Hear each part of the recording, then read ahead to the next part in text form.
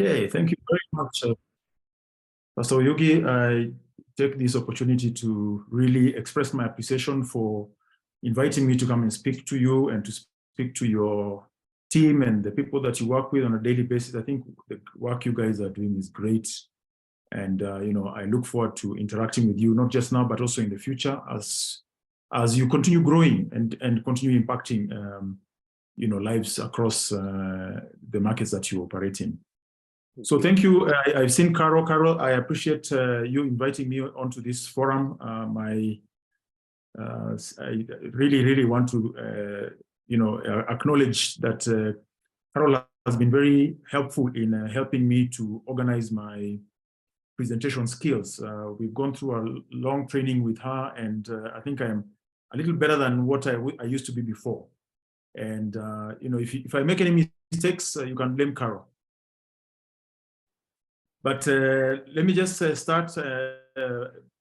Oyugi, if you can allow me to share my screen.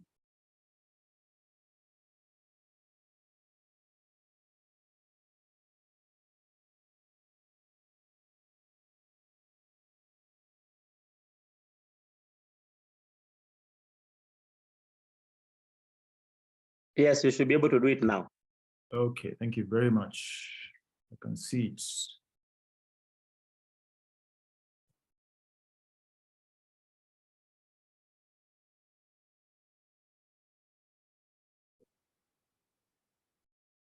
I'm not sure if you're seeing the presenter view in totality or you're only seeing, what can you see? I can see pretty much everything that you have on that screen. Okay, so let me use this other view. That's better? Yes. Excellent. Okay, for the people who don't know me in the meeting, my name is Dan Awendo. I've been in corporate finance for a long, long time. I've been an entrepreneur also for a long time. I have had experiences in different sectors, but mainly the two that I've spent a lot of time on has been financial services and has been entrepreneurship at even real estate level. So I really do appreciate the fact that I've had my hands in quite a number of different sectors, and these sectors have really helped me to gain the experience that I need to be able to talk to you and to talk to others as an advisor and as a trainer. So today I'm going to be talking to you about transforming your financial health. I know that you've had a different series like Oyugi had mentioned earlier, talking about how to make wealth, talking about stewardship and so on. Today is really to try and bring all that together, to try and bring out some of the key items that you may have learned during Patrick's and Ken's presentations, both of whom are my very good close friends. And hopefully today I can bring out some bit more nuggets to help us create a mental shift, some kind of mindset that helps us to keep a healthy financial status. At the end of the day, without a healthy financial status, you really get to struggle, particularly as you grow older and you start facing the days of retirement without a proper financially planned future or retirement. You end up with a very, very difficult space. So I'll be trying to see how can we help you, or how can I help you create a mindset that gives you a way to think of some of the areas that you probably have difficulty with as far as financial matters are concerned, or how to build onto what you already know to make it better or easier for you to build an easier financial future. So as we start,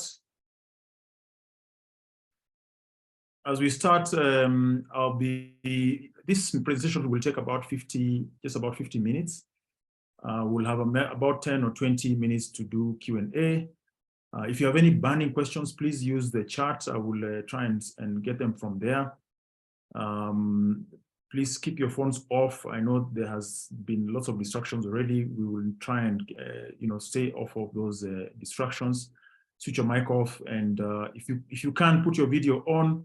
Sometimes it's good to see some of the faces as you talk, so that you don't feel as if you're talking to yourself. And then, as Oyugi has mentioned, the session is being recorded for future reference. And this, I guess, will be important just not for you only, but also for others who may not have made it tonight.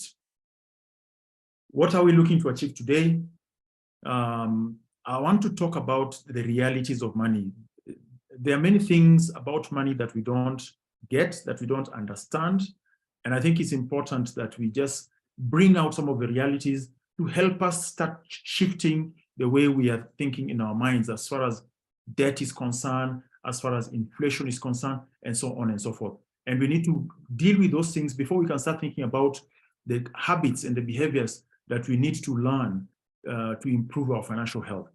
And then finally, we will look at, if you have really picked up these behaviors, what is the kind of mindset you will end up with?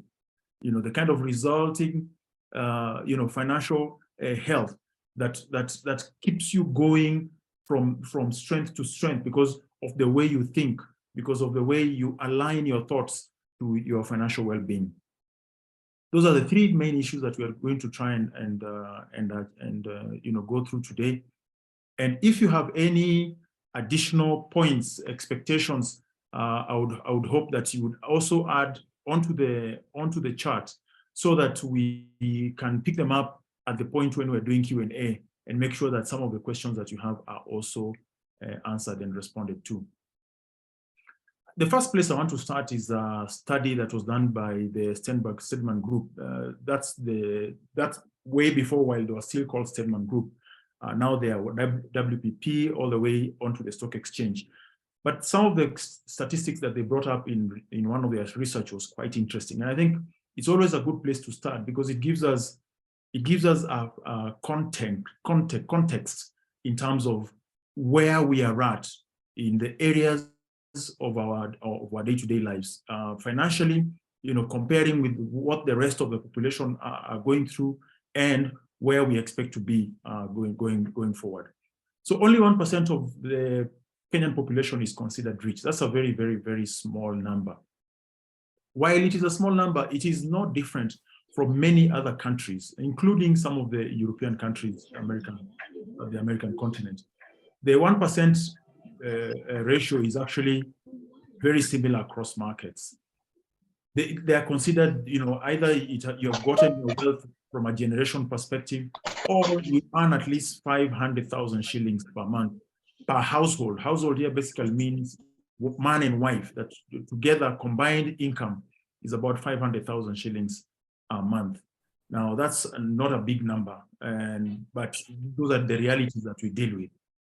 The second group is what we call the middle class, 4%.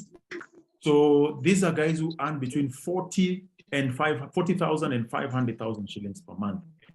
So you can see the numbers are actually quite small. As you go towards the lower ebb of the brackets, the number is very, very, very small. And the majority of the population at 95% would then be considered poor. They earn less than 40,000 shillings a month, and most of whom are actually less than 10,000 shillings a month.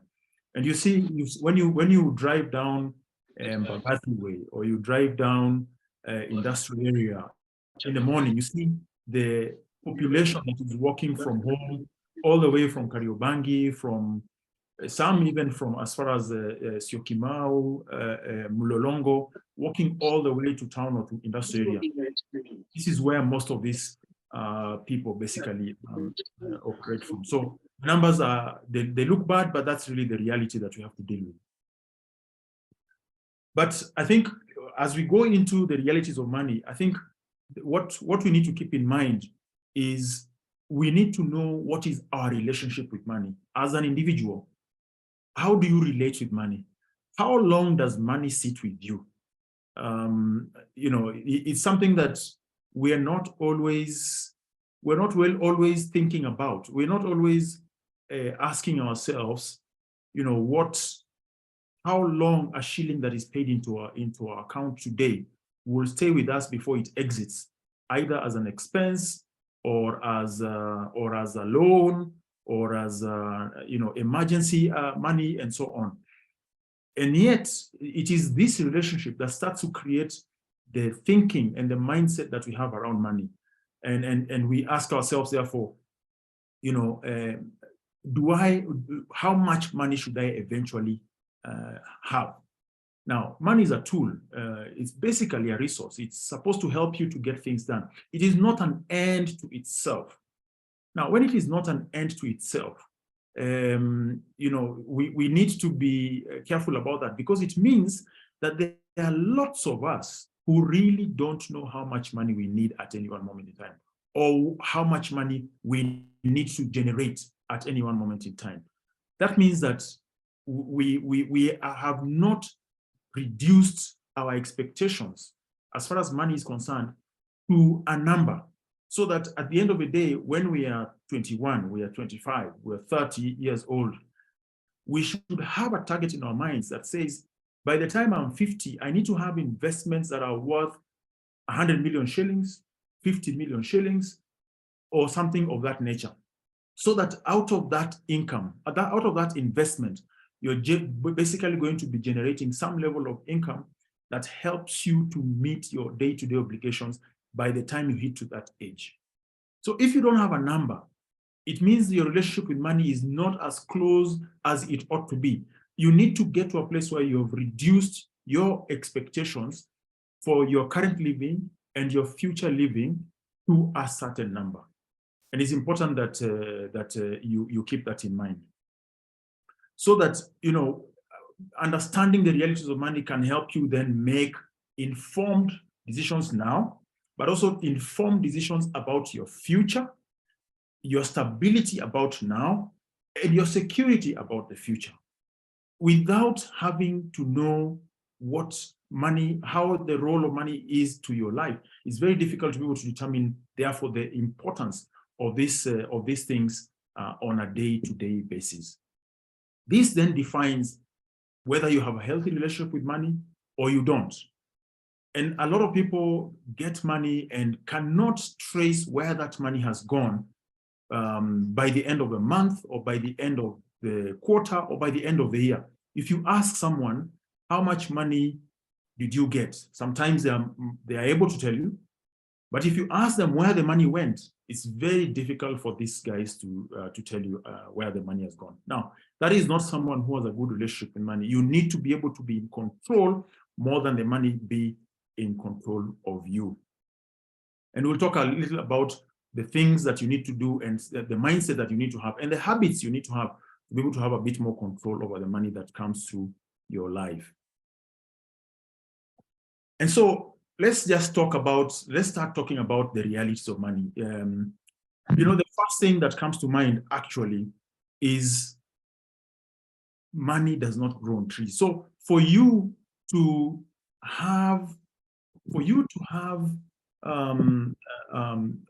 cash, and I know Kenan talked about this quite a bit, you have to work for it. Either you have to work for it, or you have to put in an investment so that investment generates income, or something of that. There has to be some effort behind generation of cash and of income.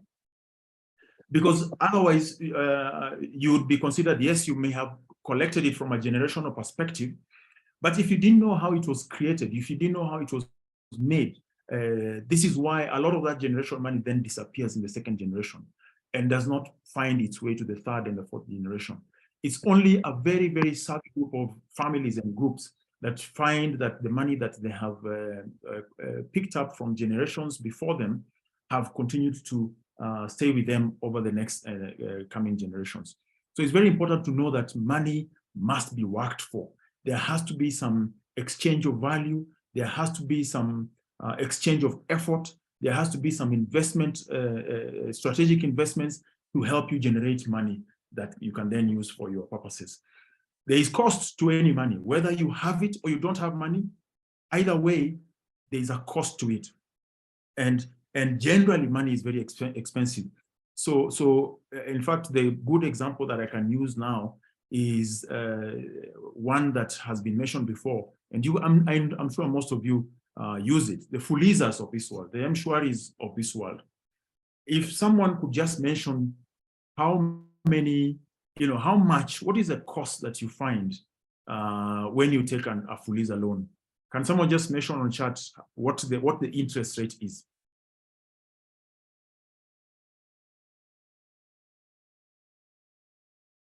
Anyone on chat?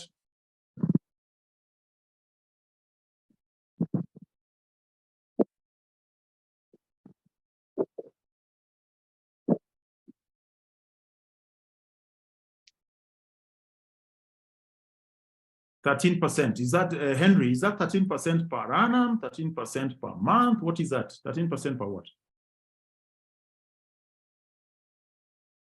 Are you sure about that? Any more tries?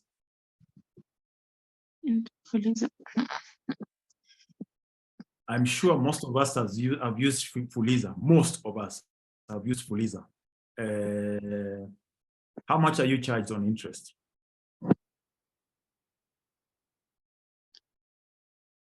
Any others try?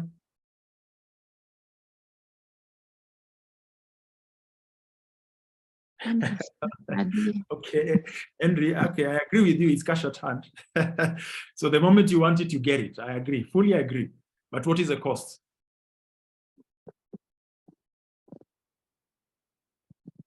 %1 per month. I think this is something you need to check. You need to check very, very carefully, because most of us actually don't work out the number. That's actually what I'm getting to.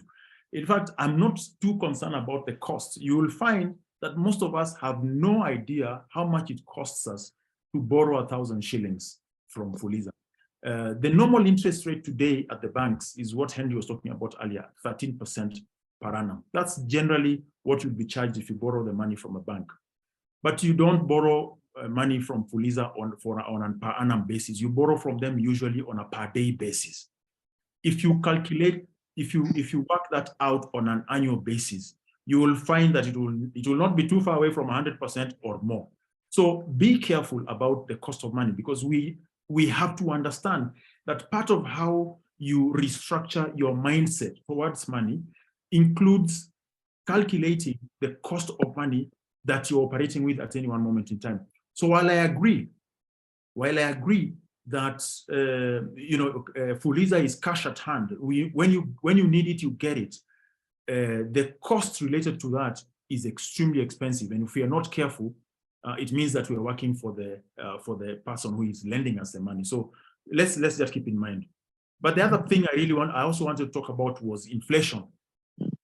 Again, I know that that Ken also talked about this a little more, but inflation basically is really taking into account the cost of living and the prices of goods and services as they increase over time. That particular cost as it increases over time.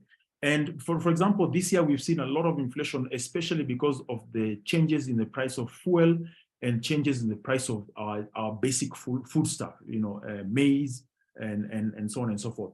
So we've seen a significantly increased level of inflation, which means it's eating away from whatever investment that we have done. So if we've invested on treasury bills, for example, or treasury bonds, and we are collecting 10, 12, 13% out of it, imagine up to 10% of it is being taken away by inflation. So we need to rethink how we are engaging with new investments, looking at return on investment vis-a-vis inflation that is eating away that particular return.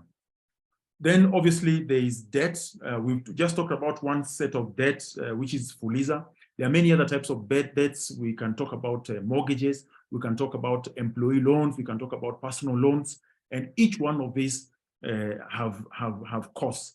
Now, the one that, again, people don't think about much is cost of credit card debt.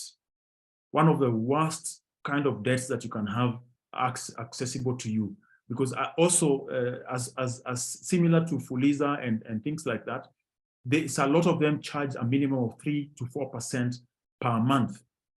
which, by the way, turns out to be almost 100% per annum. So again, think about it. If you're carrying a credit card and you are using your credit card all the time, the only way to run away from that cost is by paying 100% of what is required of you at the end of the month, so that you're not just paying the minimum that they're asking you to pay. You're paying 100% of that particular debt. That's the only way you get away from the cost of that type of credit. Unexpected expenses, I'm talking about emergencies here. And again, we don't figure out that emergencies take away a lot of our ability to do new things with our funding. And so if we don't plan for emergencies, if we don't have a small emergency fund on the side, the worst can happen to you. Because if something happens to you, whether it's a medical bill that you're looking at, or it is a car that has broken down, and you don't have an emergency fund, you go back, sometimes 2-3 years just to cover that deficit or to cover the gap that you have had to incur because of this unexpected expense. So this is an area, again, that you want to use your mind to think about. How do I prepare myself around unexpected expenses? And they say the minimum you should have in terms of savings should be at least 6 months of your total monthly expenses. So if your total monthly expenses are 10,000 shillings, then you should have at least 60,000 shillings kept away somewhere. 60,000 shillings that you're not accessing on a daily basis, and it only comes into play when you don't have the income to support that 10,000 shillings per month. Then we also are going to talk a little bit about savings and investments. Not too much. I know that Kenon spent quite a bit of time talking about savings and investments, but again, you cannot talk about money mindset and not talk about savings and investments. And we will be talking about why this is so critical in the way that we live our lives and in the things that we think about anytime we're talking about financial stewardness, anytime we're talking about financial well-being. Savings and investments is one of the first, most important things that you must pay out the moment you receive any kind of income, whether you receive 1,000 shillings or receive 10,000 shillings or you receive 1,000,000 shillings. Saving and investment must be one of the first ones that come out of it before you look at investments. And then finally, consequences of financial decisions. And we make many types of financial decisions, whether it's a purchase decision or it is a sale decision. We find that the decisions we make affect what we're doing now, but also affect the things that we're going to do in the future. I'll give you a simple example. One of the financial decisions we make when we're still very young in our professions is the decision to buy a car. Now, the decision to buy a car, a lot of the times, is driven by a couple of things. But one important one is just peer influence. The fact that your friends have a car, they can go dunda with it, and you don't have your car is usually a very big problem. Now, I find that we make that financial decision not because it's something that is going to add to our financial well-being, but just because you want to be to belong, to the groups of the friends that you have around. And that is a negative decision that you must really think about. The other decision that we also make a lot of the time, you have grown into your corporate business, or in your business, or grown into you've been given several promotions, and now you can afford a home, and you quickly go and get a mortgage. Again, not thinking about the consequences of taking a long-term mortgage. While it's a good thing you're doing, it is also critical to think about how much resources it will take out of your resources, or out of your monthly resources, to pay off the loan, especially because of the high interest rates that we have in Kenya. And so we have to be careful that while you're taking the decisions for mortgages, they do not negatively impact on the future of your family and your kids, especially. Let's talk about now going into the habits. Just what are the things that we need to think about when you're talking about habits of good financial stewardship.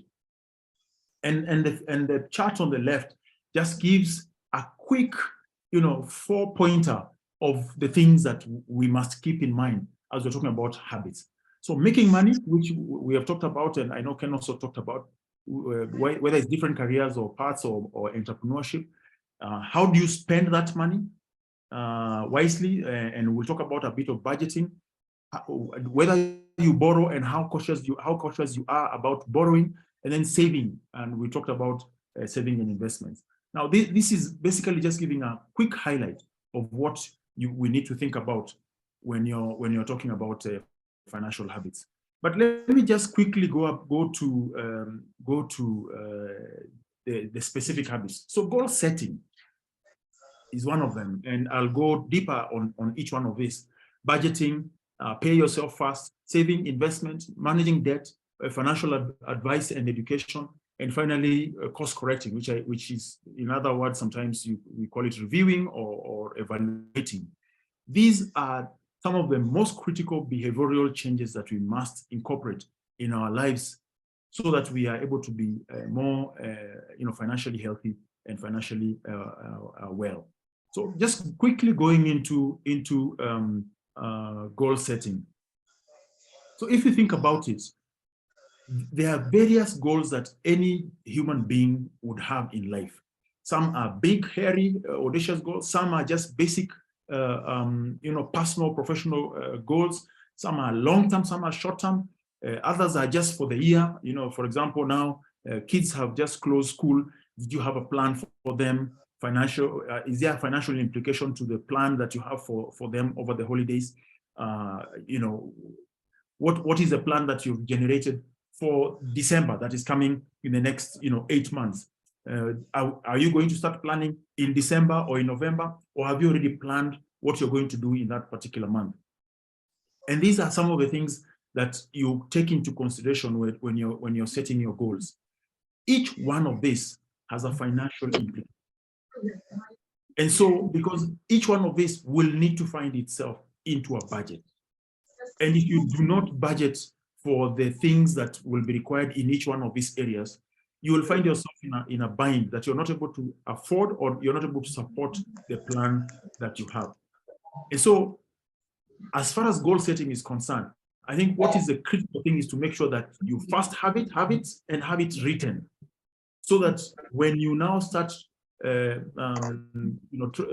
moving it to a budget, you are clear that these are the areas of things that you want to get involved in, and these are the targets that you want to achieve over the next many months. There's quite a bit of distraction.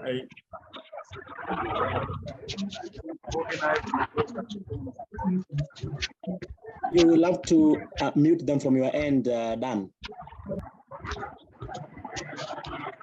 Okay, let me see.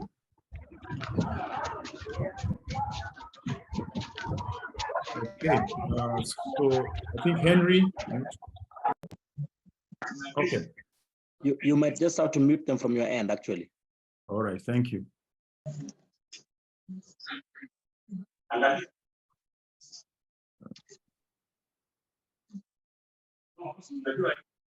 Kindly, everyone, I request you to mute your videos and stay muted. I mean, mute your audios and stay muted, please. Okay. So we were talking about goal setting.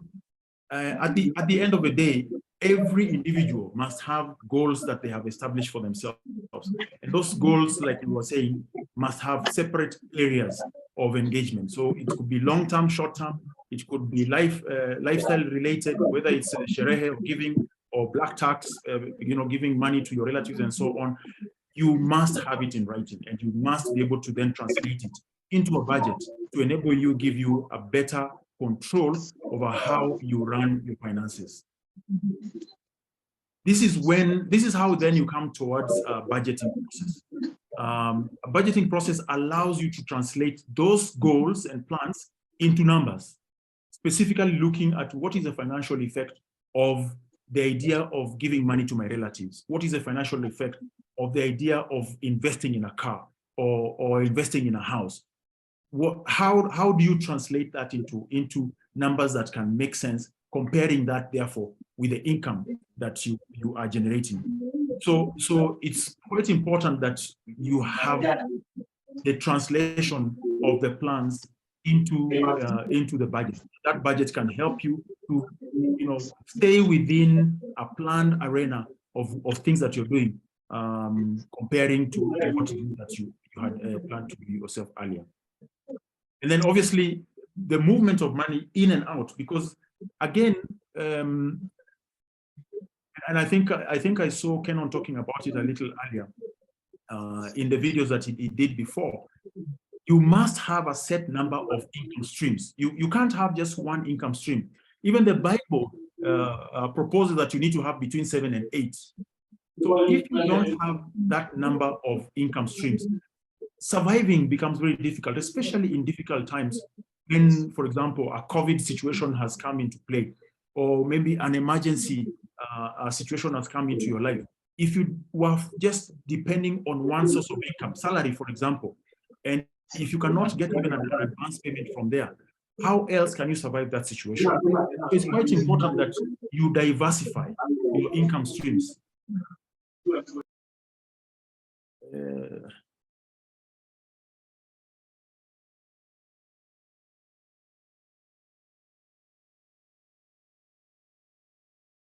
Okay, so we start again.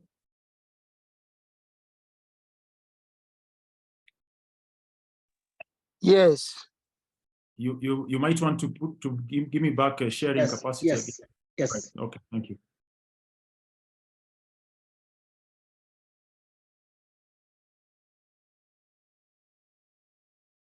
Okay. So I was talking about different levels of income streams. So every individual needs to have at least, well, I can say 7 because that's what the Bible is saying in Ecclesiastes. But you need to have multiple sources of income, because depending on one source of income is a risk that you're taking that you might not be able to deal with. And so it's important to just keep that in mind, because the resources that come from out of those incomes are the ones that you then are able to utilize to either meet your needs and your wants, meet other emergencies, but also, more importantly, get involved in savings and investments, which to me is one of the most important things. Now, I like to show this chart because this gives a very interesting view over how some of us use our money. How much of your income is really yours? Now, if you look at the chap on the left, while he has an income of 45,000 and rent of 8,000 and food of 2,000, the rest are expenses that he has control over how he deals with them, whether Wanjiko, Caroline, Akinyi, and Anne. And so his total expenditure is 58 and leaving him therefore with a deficit of 13,000. So he really has no more money to invest or to save. Now, this is certainly not the way you want to run your life. On the right side, you have a single lady whose economy is a little different. So she has income of 15,000, but she also gets 10,000 from Joroge, 17,000 from Motieno. Patrick gives him 12 gives her 12,000, Furaha, and so on and so forth. So her total income is actually 78,000, way more than her normal work income. She has someone who pays her rent, Stephen, and someone who buys her food, Anthony, and someone who buys her clothes and other expenses. This is how we are budgeting in our lives. Now, it might look a little extreme, but to a very large extent, a lot of this is true in our lives. We need to be thinking about how do we apply the funds, the meager funds that we receive on a monthly basis. Is it going to add value to our lives now and in the future, or is it just something that we are not taking seriously? This is a mindset that we must come to change, so that mindset helps us to think about different types of investment areas. So at any one time, all this money that goes to your landlord, school, supermarket is not your money, or to sherehe or to mobile loans, it is not your money. So you must determine, out of the 100 shillings that you receive every month, how much of that is your money? Because the rest belongs to your landlord, to your school, to your supermarket, and so on and so forth. And that's why it's important to now start thinking about yourself the way the rich people think of themselves. If you look at if you look at this particular chart, you can see that the poor think about the income and where they're going to use that money and the expenses that they incur. And the ones here are basic things like clothing. They want to run their car and things like that. Things that are not necessarily generating income for them, and also things that may not necessarily have a great impact over their future. Look at the middle class. They've just reversed the wants and the expenses. So most of their income is used on expenses. So holidaying, clothing, school fees, rent, and so on and so forth. So they only invest what remains on top. What remains on top is what they could invest in other things. Generally, they will buy a car, they will buy a house, and so on and so forth. But look at the way the rich invest, or the rich use their income. The first thing that comes out of the income of a rich individual is their money. Paying yourself first, whether it's 10% or 15% or 20%. It is the balance that then is divided between expenses and wants. So by the end of this particular month, the gentleman or gentle lady has already paid themselves. They already have money in a savings or investment scheme that helps them to generate new income and generate a secure financial position. So what are they doing? They are earning, they are saving, they're investing, and they will be ready to retire because they have invested significantly more than the other middle class and the poor people would do.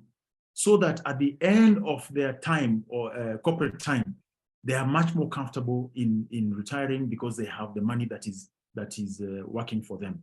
So this is the model that we must keep in mind at any one time, that the money is hard to get. And when it does come, please first invest in yourself, pay yourself first, and then you pay other expenses and other ones. This is the only way you can generate a lot more to be able to secure your financial health and secure your financial future. It's a different way of thinking. And that is what we're talking about today. It's a different way of thinking. As we come towards the end of this discussion, I just want to also talk about debt. A lot of the problems that we face as human beings is actually money that we borrow to use for consumption, money that we borrow to use for things that are not necessarily productive, things that will not generate other income. And because we a lot of the time also spend more than we ought to spend, or live in places that we should not live in, pay more rent that we ought not to pay. And so we stay completely out of our budget. And so the only way to maintain lifestyle at that level is to keep borrowing Fuliza, and to keep borrowing loans, and to keep personal loans and car loans and so on. So we're not keeping within the budget, and we're not keeping within the lifestyle or life area that we ought to be at. So that's one big mistake that we make. But the only way to deal with that, therefore, is to create new income streams, so that you have new income streams that support the debt that you're taking, but not just support, but reduce the debt that you're taking significantly to a point that you can pay it off altogether. And then obviously we're looking at living within your means. And I like using an example here. A lot of us go and take a house, for example, that because your friends live in that neighborhood, you think that that is the area you need to live in as well. Not looking at your level of income streams or level of financial capability.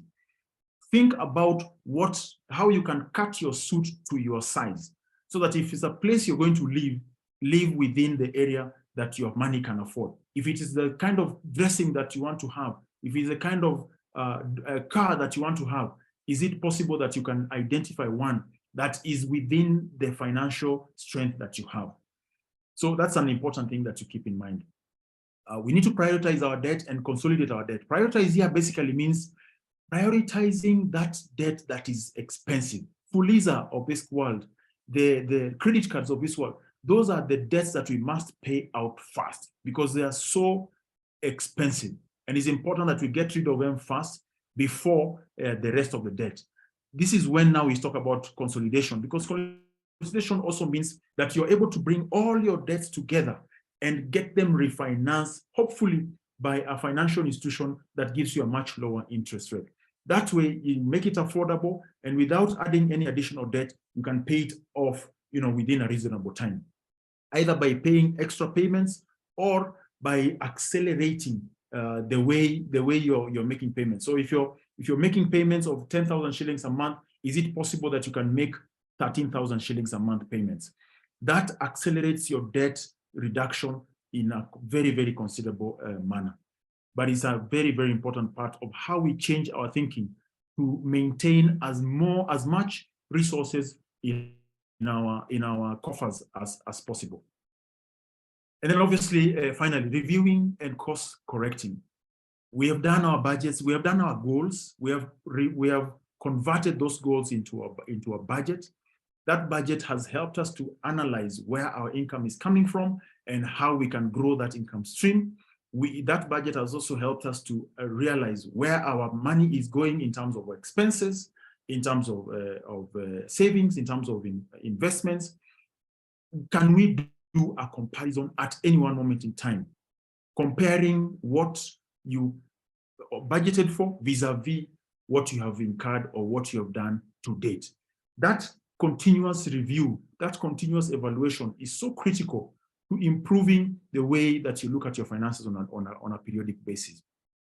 And so I use, for example, an app called Pocket Expense that I picked up on the internet that helps me to analyze my budgets and analyze my actuals at any one moment in time. So every day when I spend 1,000 shillings on something, say I paid a caddy because I've gone and played golf, I will input that 1,000 shillings into my accounting system, my app. And at the end of the month, it will tell me how much I've used in paying caddies in total and comparing that with what I had budgeted for. So it will tell me that I've either overspent or I've underspent, and therefore I've saved some money. It's important to go through this process much more regularly than even monthly. I tend to do it once a week so that I'm able to tell how far am I going from my goalposts. What is it that I have planned and how far have I reached to date? And that's a continuous process that you have to get involved in to help you understand where you're going and whether you will actually get there successfully, because a lot of us are not able to evaluate ourselves to that level. Finally, financial education advice. This is our advice. This is so critical that a lot of us do not get involved. There is so much information that is now available on the internet, whether it's YouTube or other channels. But we do not, I think we go into YouTube and we look at other things, music and stuff like that. But there's so much knowledge that is being shared on these platforms, and that is important for us to engage in. If you can't find the time to read books, if you can't find time to talk to a coach, if you can't find time to talk to listen to presenters on this particular subject, find time to go through this information on the internet so that you can be able to, to improve your skill and your knowledge in this space. Because you will get professional guidance from those people. You will get people who have knowledge and skill to help you in the areas of your difficulty, especially financial. Financial is not an easy thing for people to understand. And so a lot of people are suffering in this particular area. It will help you to maintain some kind of discipline and temperament. In fact, temperament is an interesting one, because when we invest, for example, on the stock exchange, we tend to invest when every savvy investor is exiting, as opposed to investing when the opportunity has arisen. And very many of the opportunities arise because the price has come out. So for example, today, I think the Safaricom stocks are at 16 shillings, if I'm not wrong. Now, 16 shillings compared to what they were about maybe a year ago at 40 shillings is a significant drop of value. And yet we know Safaricom as a company continues to be stronger, continues to be well run. But why are we not taking advantage of the 16 shilling opportunity right now? Because we are not working with our temperaments. You need to invest outside of emotion so that you look at the performance of the company on its own and invest on the basis of the value that has arisen. Today's value at 16 shillings, I think, is a hugely underpriced value, and it's a good opportunity for people to invest so that you can then exit at the point when the price has corrected itself. Anyway, exposure to financial products, you have people who have been exposed to these products, and they can advise you and make it easier for you to make decisions. Similarly with the savings and investment schemes, tax planning, retirement planning, there's a lot of that information on the internet or on books or on with coaches. And if we are not piggybacking on that, we are not putting ourselves exposed to those things, it means that we are losing the opportunity to change our minds and to improve our mindset, at least as far as financial health is concerned. The result of good financial, well-being, the mindset, brings out very basic stuff. Positive attitude. And positive attitude here basically just means we're talking about you're maintaining an attitude of an ability to do things because you know you can. You're maintaining an attitude of bring it on, because now you are much more in control of the resources that you have around you. You take a positive position when investment opportunities arise, because you are ready. You have organized your finances in such a way that you're not risking too much. You're actually ready from a knowledge perspective to take advantage of opportunities that occur. You are a better planner. You plan regularly, annually, monthly, quarterly. You are always on the go as far as planning is concerned. And I'm talking planning financially and otherwise. And you also have a disciplined nature of engaging with opportunities as they arise. You're clear about the type of opportunities you're looking for. And when the ones that come to you are not the ones that you are looking for, you're very, very careful to say no to them without feeling any emotions towards them. That's the level of discipline you need to come to be able to have the mindset to take advantage of the opportunities, financial opportunities that come to your table. You're continuing to educate yourself, continuing to upskill yourself to ensure that when opportunities come, you can see them for what they are, you can analyze them properly, but also you can engage them when you need to.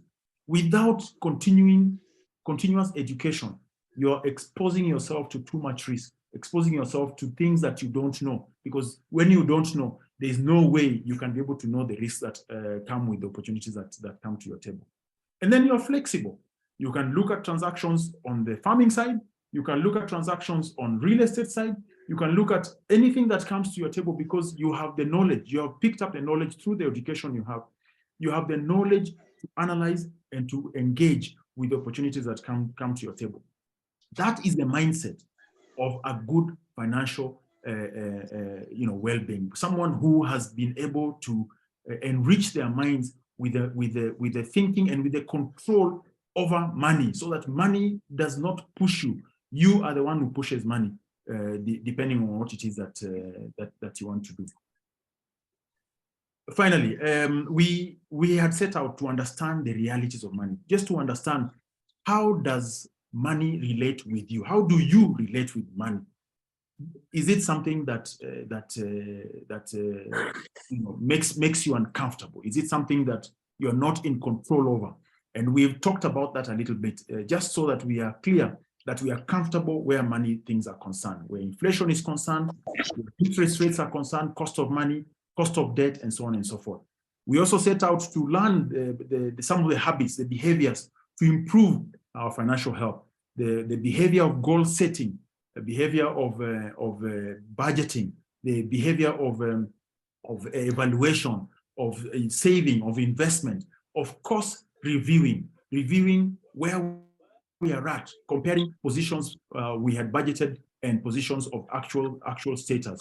That's what we were trying to do, so that you can get your mind to move in a particular direction, because we've been able to ready your mind to that space. And then finally, learn how to have a great financial mindset, because that's the result of a good financial habit. At the end of the day, when your mind continues to think in that particular direction, you end up being very ready for any opportunities that come to your table. The take home here is simple. You plan, you earn, you spend, you invest, and then you review, and then you repeat the process. And it's a continuous process every day, every month. This is how you ready yourself for an excellent financial future. This is how you ready yourself for a fantastic, financially healthy life. I think in one of the webinars I saw a question that was being asked, when is the best time to retire? And a lot of people were talking about 50, 55, 60. The best time to retire is now, which means you're looking for an opportunity to have full control over your financial situation now, as opposed to 50 when you're 50. If you can do that, you need it. The only way to do that is to change your mindset about money and to prepare your mind about the question around, how do I make myself financially independent now? And if it's not now, how do I do it so that it is next week? How do I do it so that it is next month? And so on and so forth. I'll leave it there for now. We'll get some questions before then I can conclude.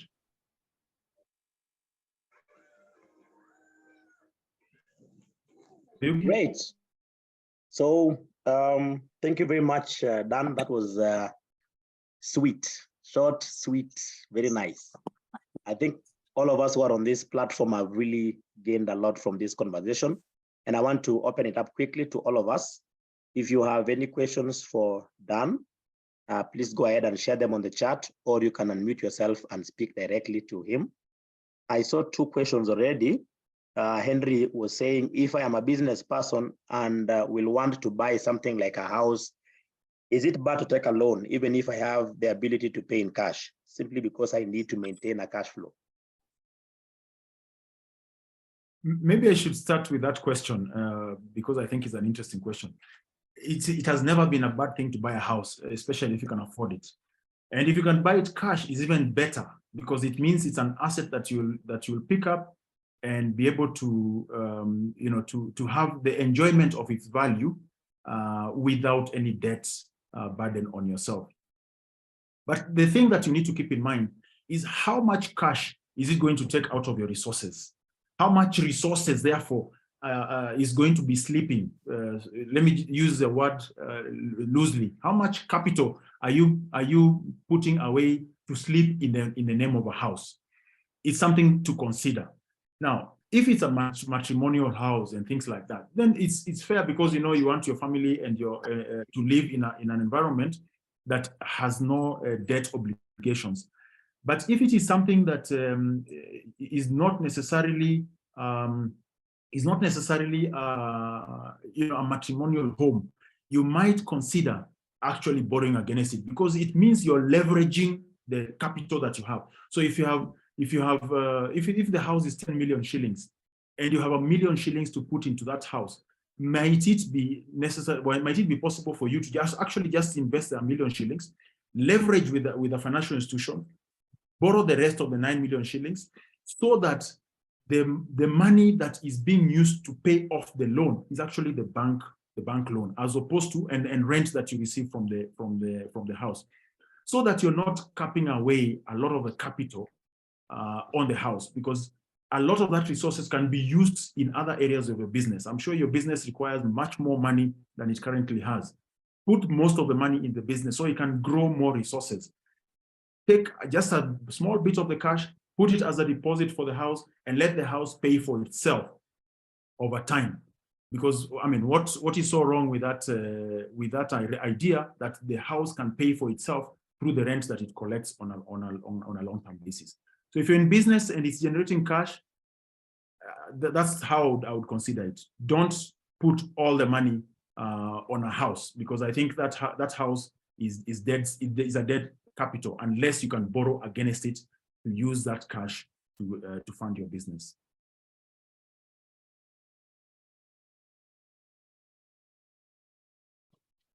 I see another question.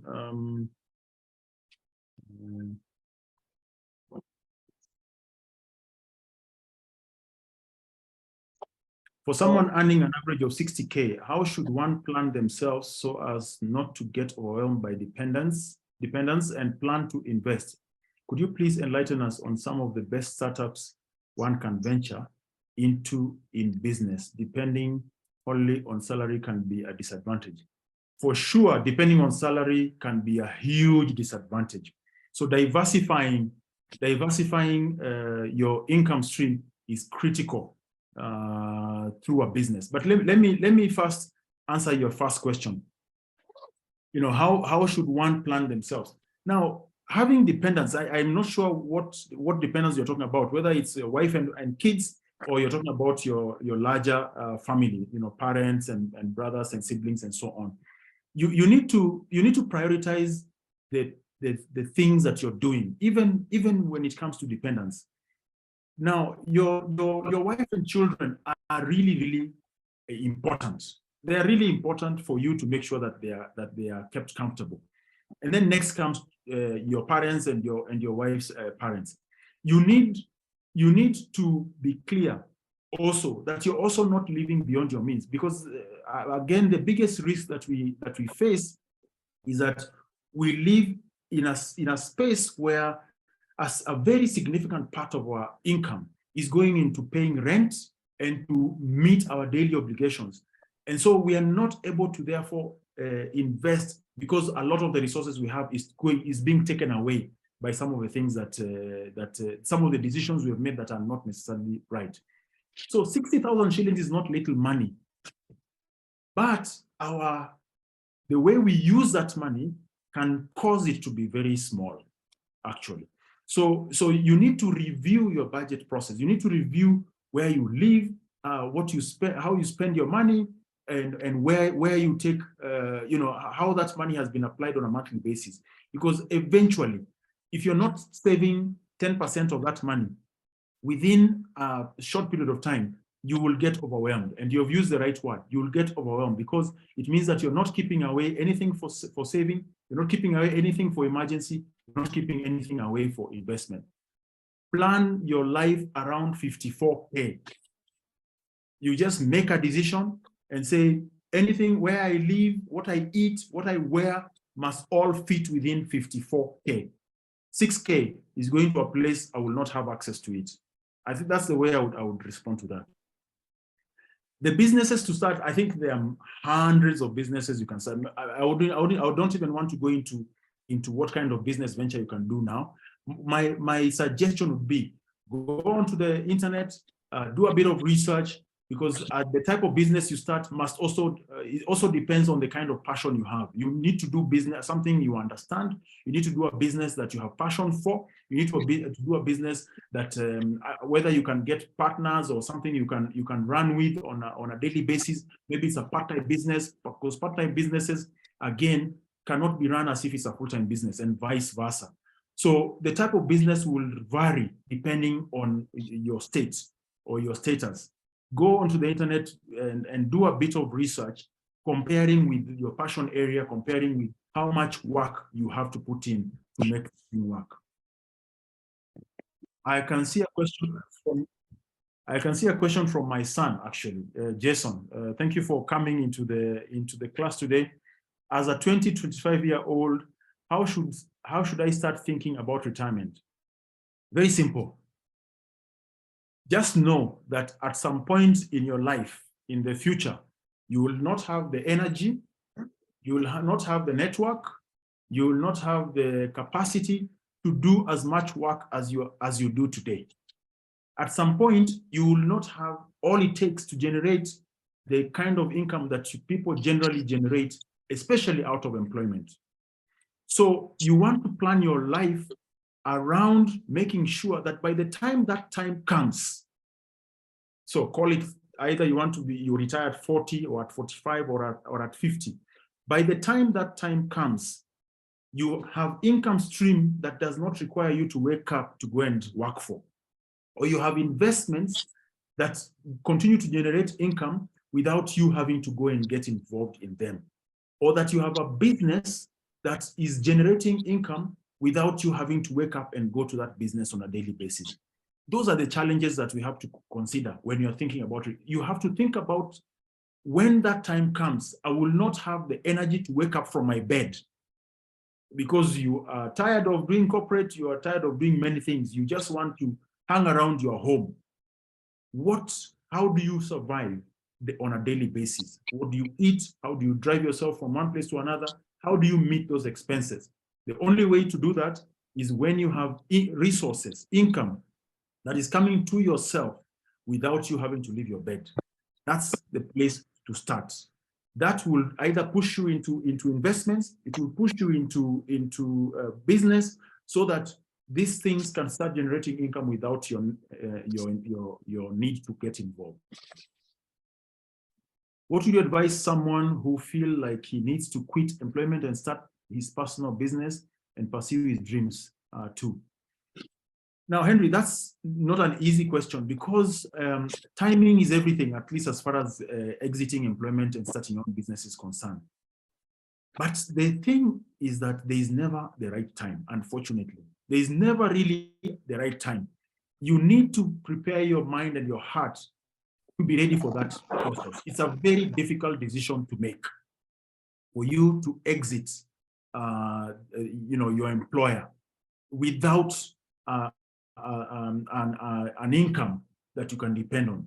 So the way to maybe mitigate that situation is to start a business while you're still employed. Try and do a business while you're still employed, so that it can start generating some value. It can start, it can start issuing some invoices. It can start giving you some income, and it can start growing. So that by the time you make the decision to exit, you then have created a small replacement of your salary. May not be 100%, but just a small replacement, so that it can get you the momentum to keep moving. It is more riskier, obviously, to just wake up and leave employment without an income.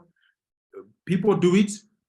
I did it myself, but it is usually a lot more riskier, and therefore it's a much more difficult decision to make before you make that you take that call. Okay. Any other questions? I think I finished the ones that were on chat. If you have a question, you can unmute yourself and just ask. Actually, two more. Oh, there are two more. Yes, there is one asking. Oh, you realize some jobs are too demanding that you can't have time to run a side hustle. That is true. That is true. And that's why you have to do a bit of balancing. So the type of business you start has to be a business that can be done on the side, or you can actually employ one or two people to do it for you. I'll give you an example. I used to be a finance manager of a company back in the day, but I knew that to have multiple income streams was necessary for me to build a proper financial future. And so I would import stuff from Oman and from Egypt. And those days we used to have, these exhibition shops that were set up at the KICC. So what I did was to employ one or two people to be sitting at that shop throughout the day. And I would only join them there for maybe over lunch or in the evening or over the weekend, just to see how the thing is moving. So eventually, yes, you lose a bit of money along the way because you're not fully in the business, but it gives you something to depend on and to give you experience also on running a business of that nature. So that could be one of the ways that you mitigate the issue of side hustle. What is the best way to manage our money and invest during an economic recession? So there are two answers to that. Number one is make more money, because an economic recession means that there is less money in the hands of people to use, and therefore to buy things that they were previously able to afford. So you have to think outside of the box of the business that you are running at any one moment in time. So if you are selling laptops, when there's an economic recession, you will sell fewer laptops. So it makes sense to diversify your business to sell phones, so that you are now taking income from the laptops and income from the phones, and those two augment each other to keep you at the same level of sales that you are doing at before the recession hitting. So recession just means that you need to do a little different business style or strategy than you are doing before. And that's why during economic downturns or economic recessions, people go into strategy a lot more often, so that they can try and think outside of the box that they were in before. And it's not just economic recession, it could also just be a pandemic like COVID. People have to regroup and ask themselves, how can we do our business better? How can we make this business more flourish, even with the times that we are in? And those are some of the things that you have to consider during economic recessions. There are certain types of investments that work better during economic recessions. For example, during COVID, people made a lot of money out of the health industry. So if you are, during the economic recession that was created by COVID, if you went into the medical industry or health industry, you could have made tons of cash. So people need to be flexible. It's part of the mindset that you have to have, the financial mindset that you have to be ready for the things that happen in the market. And I think that's the way I can respond to that. What about black tax? It's really taking good portion of our income. Now, my friend Henry, black tax is something that you may not necessarily run away from. Let me give you one simple example. Giving to your parents is considered black tax, I agree. But giving to your parents has a promise from the Bible that if you give to your parents, first, you'll have a long life. Secondly, good things will follow you. So it's not something you want to avoid. It's actually something you want to deliberately do. So for me, I'm very clear that for as long as my parents are alive, that I will give to them a portion of my income, because I know that there are blessings that are coming from there. It's an opportunity for me to bless myself. So while it may be considered black tax, it is also an opportunity for you to bless yourself. Of course, you can sort of limit how much of this black tax you're paying, because no one is putting pressure on you to pay off all your income into black tax. No. You have to determine how much you will allocate through your budgeting process to black tax, so that you only do what you can do. What you can't do, you leave it alone, because there's nothing you can do about that. That's the way I would respond to that. For rental properties, what is the best payback period in case you finance with loan? Just to get to know the best type of rentals to build. Now, this is a very good question, Henry. You will be very shocked to know that Kenya has one of the lowest income yields in the real estate industry. We generally oscillate between 3% and 10% per annum. In fact, the interest rate on treasury bonds in Kenya has been paying more than rental income. And yet, because we are so accustomed to investing in real estate, everybody goes there because no one is thinking about what is the return that is going to come out of it, what are the risks involved in the real estate space, and how long does it take me, therefore, to get back my money. Now, with an average of 5% income stream per annum, you can calculate for yourself how many years it will take you to pay back. It's a long time. So you need to think carefully about that. It's not the most lucrative investment destination. There are other lucrative investment destinations, so that even if you're going into real estate, look at those areas that pay a little higher rental yields or rental return compared to others.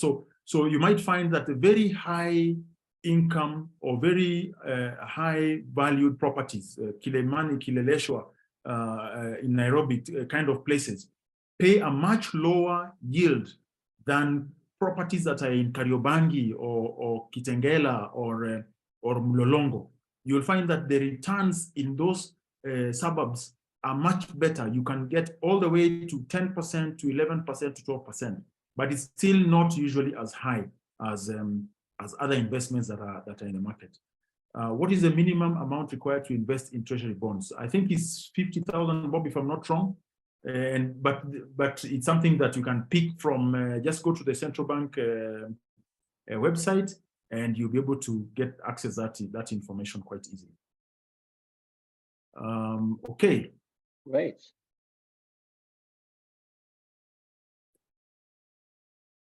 What saving and investment guidelines would you give a 21, 35, and 55-year-old to save? That's a very interesting question. What saving and investment guidelines would you give a 21, 35, and 55-year-old to save? Okay, so ignore the last save. So what saving and investment guidelines would you give a 21, 35, and 55-year-old? Now, saving and investments must follow a certain plan. You must have a plan. So I'll give you an example. If I'm 21-year-old, the kind of investment plan I will have is likely to be very different from a 55-year-old person's investment plan. Remember that the 55-year-old person investment plan, more often than not, maybe they even have their own home. So they're really just looking for shorter-term investments that can give them cash flow to support their lifestyle once they have retired, or maybe they even retired already. So what the most critical thing for them, a 55-year-old, is liquidity and maybe return. But they do not invest long-term generally. They don't invest long-term generally, which is what the 21-year-old and the 35-year-old will do. Because the 21-year-old, a lot of the times, are just starting, like my son is hardly 22 years old. So he's just basically starting. So you'll find that the reason he would be saving would be number one, he's saving to start up a business. And so that becomes his goal, or he's saving so that he can invest on a certain kind of instruments. Maybe it's a forex instrument that he's looking at, or maybe it's a cryptocurrency instrument he's looking at, so that this thing generates value over a longer period of time. Maybe he even wants to start a small investment in a residential unit. Maybe it's one of the affordable housing units. Now, the 55-year-old will not do those kind of things. So the investment horizon will be different for each one of the age groups that you have indicated. So the thing that you need to keep in mind, maybe 4 items that you need to keep in mind. Number one, what is the kind of return that you're looking for? And so you will find that the 55-year-old person is not very aggressive on the return. They are more aggressive about safety.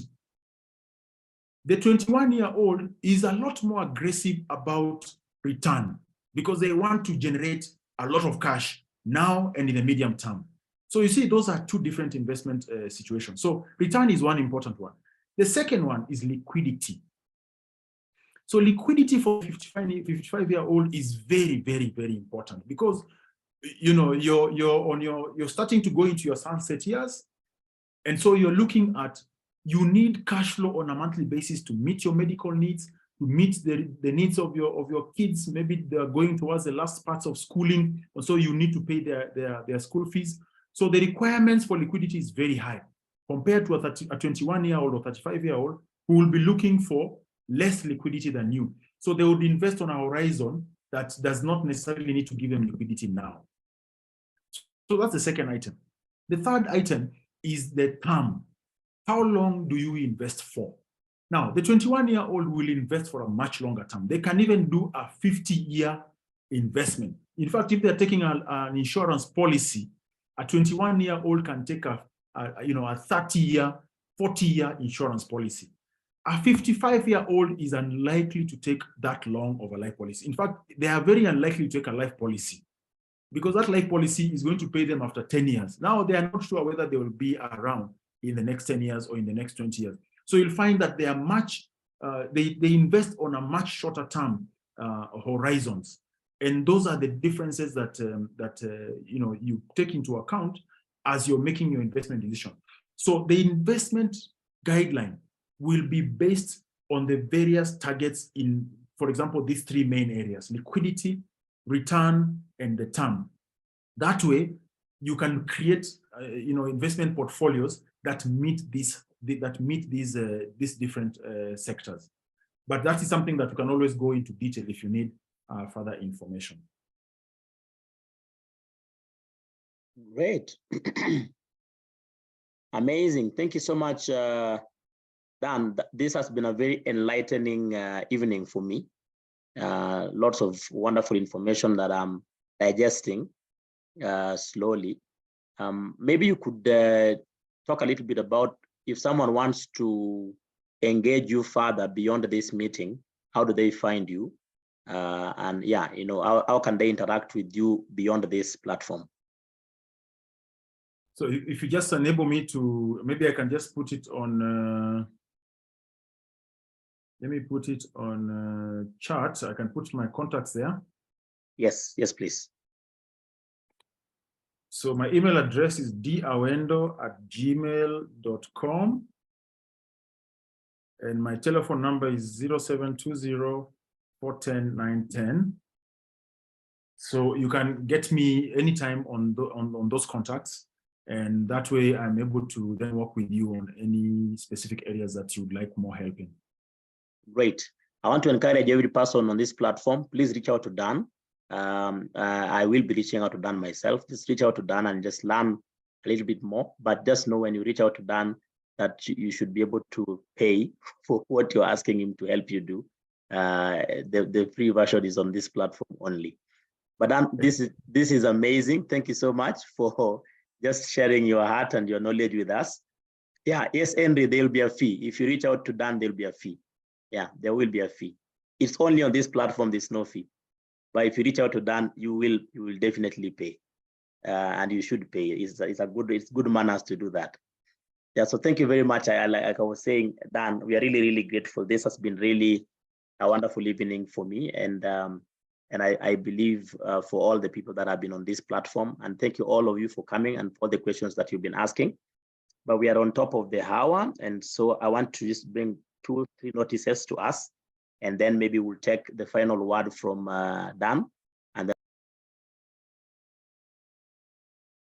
okay, so we talked about through the questions, I think we picked up quite a bit of Q&A, but I think I just wanted to mention, like you had mentioned earlier, if someone needs any kind of help, they're more than welcome to talk to me directly, and I'll be able to talk to them to help them plan through, because actually my final thought is really about the earliest you could start planning your strong and secure financial future was yesterday. The earliest you could plan was yesterday. So if you're in this meeting today, you need to plan to start, planning the financial future today, so that you can then, finish strong. That's the thing that worked for me. Thank God that I was able to start just almost over 20 years ago, planning how I'll retire at an early age. And thank God I was able to get to that quite comfortably. But it takes very, very, very early planning. It takes very detailed planning, and it takes continuous evaluation and reviewing, monthly, quarterly, annually, just trying to course correct and ensure that you're on the path to the objective that you've set for yourself. So whoever is interested, we can always talk and discuss more. Those are my contacts in case you want to be able to engage with them. I'm also on Instagram. You can follow me there, and we'll be able to discuss even more on a continuous basis. Thank you very much, Ruby. Thank you very much, Dan. We are really, really grateful. I can see messages pouring in, people saying I've learned a lot and I'm grateful. Thank you very much, Conchella. Thank you, useful session. Thank you very much. We are grateful that all of us were able to just join in tonight and share what was being shared here tonight.